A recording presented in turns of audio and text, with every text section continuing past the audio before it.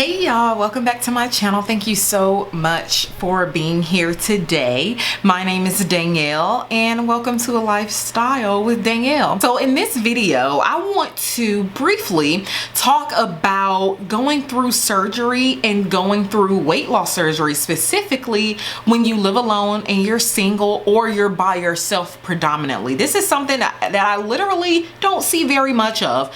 For the most part, I see most people are married who get this surgery, are married or live with their parents, but there's a good chunk of us who either go through this pretty much by themselves because you live by yourself and don't talk about it, or I mean, maybe you just have people that can come stay with you for long periods of time. I don't know. Personally, I'm not one of those people, and I like dealing with things by myself, sort of, even though this is a lot more serious. There are always gonna be people who fall into this category like myself. And so I wanna give some tips on going through or getting through post-op or even pre-surgery, just getting through it all by yourself. None of us are 100% by ourselves. A lot of people are willing to, be there for you in a way that they know you may not be able to be there for yourself when you're healing physically. We may not want to have to lean on other people, but they are always there to help you. So I do want to acknowledge that and make sure that we're being realistic. Like, you don't have to go through every single step by yourself. For a good chunk of this, I kind of felt like I was by myself, but it was more so an internal journey that I was doing outside of the physical surgery that was really, important to me and really vital to making sure I'm whole in every way and not just on the outside. My sister was there during the surgery. Honestly, I didn't tell my parents about the surgery. I told my parents about me thinking about doing it and when I was in the process, and my mom had a pretty good reaction, better than I thought she did. But other things transpired after with my parents where I decided for myself it was best to not even tell them. And so I told my mom this past weekend, which she actually asked, because she already know my style. My parents already know my style. I'm the type I'm gonna do what I want to do. I'm not gonna argue with you about it. I'm not gonna go back and forth. I just won't tell you. That's the kind of person I am. And I'm not telling you to do that if you don't operate in the same way I do, because there are certain consequences to actions when you do them. And so, I had to be prepared to tell my parents, yeah, I went through surgery and I didn't tell you. My sister didn't say anything. We're like vault. And there was a reason behind it. So this is why I preach on this channel so much and so heavily to live for yourself and do whatever you want to do that is going to benefit you. And don't expect support.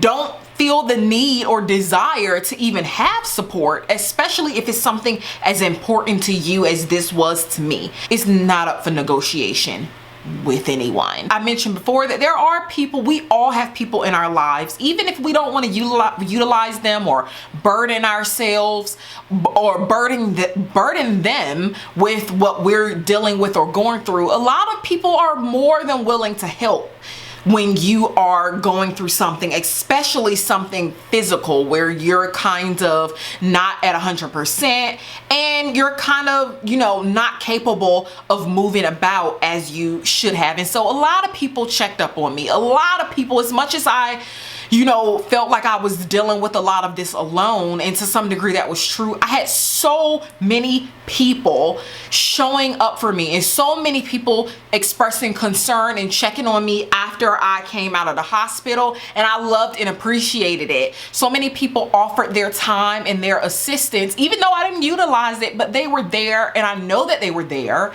and I appreciate them for that. So if you need someone, then make sure that you utilize them. So the next thing is to get a nurse if you have the funds, or it's during the pandemic, so I was able to actually get it pretty much covered through pharmacy, because they were basically trying to get us rapid recovery so that they could get us on out the hospital because of the pandemic. And so because of that, you know, I was able to have a nurse come in a couple times right after surgery. And so they didn't come as much as I thought they would, but I also didn't really need them as much as I thought they would, because they actually sent me home with the IV still in. And so I ended up taking it out. Another nurse ended up coming and switching it out. I took it out myself. I was ready to get that thing out my arm, you know, because I still had to do the IV bags, the saline solution and stuff. And so for 3 days after I was released, I had my little cousin come for almost a week or so, half week. She was there maybe 5 days or so. She's only 16 now, so she was able to just hang out, do her schoolwork if she needed to, and just be there if I just didn't feel like getting up or whatever. I know everybody's body is different, everybody handles surgery differently, but the recovery process, I'm still technically in the recovery process, but it wasn't nearly as bad as I thought it was gonna be. I didn't think it was gonna be that bad, but it also wasn't. It was even less painful than I thought it would be, because I try to mentally prepare. I'm overly analytical, and so I try to mentally prepare myself, and so it really wasn't that bad. Follow the rules. Follow the guidelines that they tell you. Make sure that you're trying your best to consume your water and stay hydrated so you don't get re-hospitalized for dehydration. Make sure you follow the rules that your doctor, your surgeon provides for you, so that you can eliminate the possibilities of complications as much as possible, because the last thing that I want to happen was for me to be home by myself and had to rely on 911. I have like a couple people here that I could call maybe, but I don't have a husband. A lot of people, videos and stuff that I watch about this, a lot of these people are married, some married with children, some with their parents that was able to come and live with them.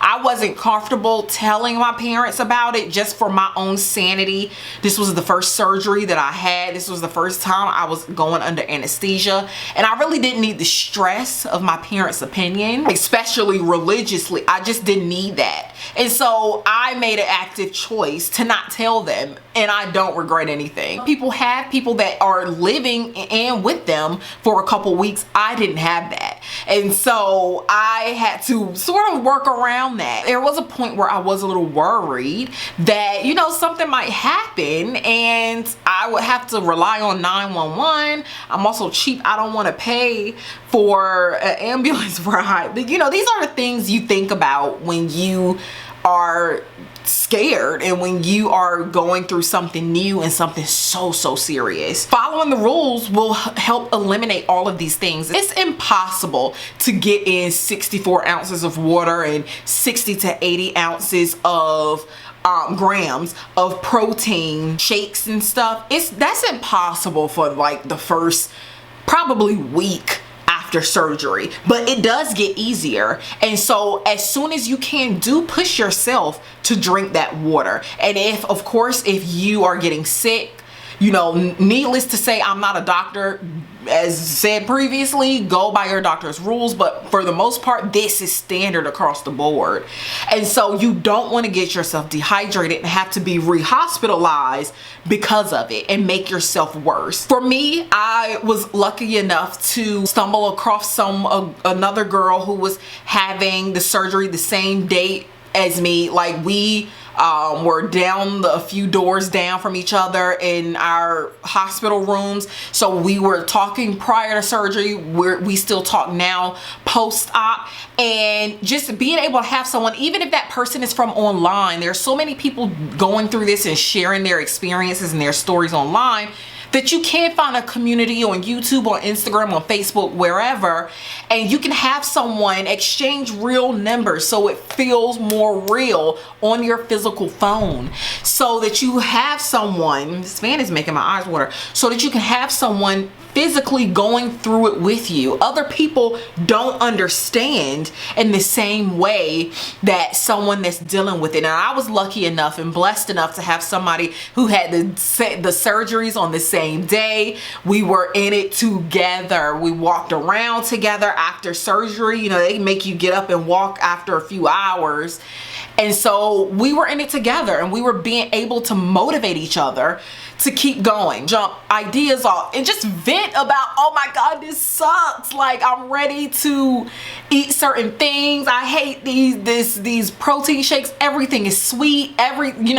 Just going through the ups and downs of getting used to your new body. It's so simple with the age of the internet to find people that can support you, and you can support them, and that understands in real time what you're dealing with and what you're going through. This is easier. A lot of things about this journey is easier when you don't have a husband and when you don't have children that you have to cook food for.